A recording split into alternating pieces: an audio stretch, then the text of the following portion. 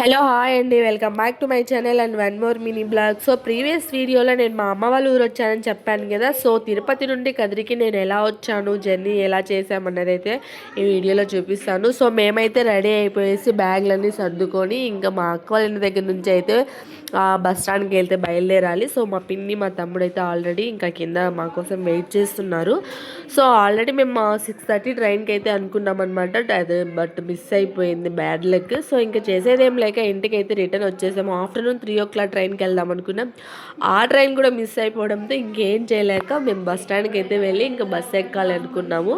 So మా bad లెక్క ఆ రోజు బస్సులు కూడా చాలా లేట్గా వచ్చాయన్నమాట.